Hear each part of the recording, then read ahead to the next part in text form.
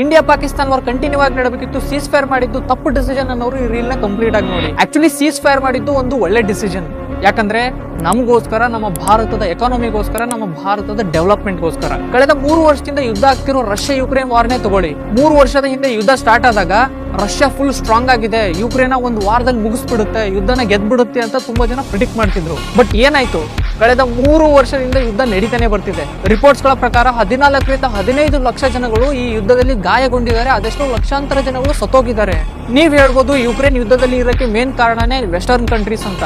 ಹೌದು, ನಾನಿಲ್ಲಿ ಇದನ್ನೇ ಹೇಳಕ್ ಪ್ರಯತ್ನ ಪಡ್ತಿರೋದು. ಪಾಕಿಸ್ತಾನನೂ ಕೂಡ ಯುದ್ಧದಲ್ಲಿ ಇರ್ಬೇಕಂತ US ಸಪೋರ್ಟ್ ಮಾಡುತ್ತೆ, ಚೈನಾ ಅಂತೂ ಸಪೋರ್ಟ್ ಮಾಡೇ ಮಾಡುತ್ತೆ. ಇದರಿಂದ ಏನಾಗುತ್ತಂದ್ರೆ ಬೇರೆಯವ್ರು ಭಿಕ್ಷೆ ಹಾಕಿದ್ರ ಮೇಲೆ ಬದುಕೋ ಪಾಕಿಸ್ತಾನಕ್ಕಂತೂ ಏನೂ ಲಾಸ್ ಆಗಲ್ಲ.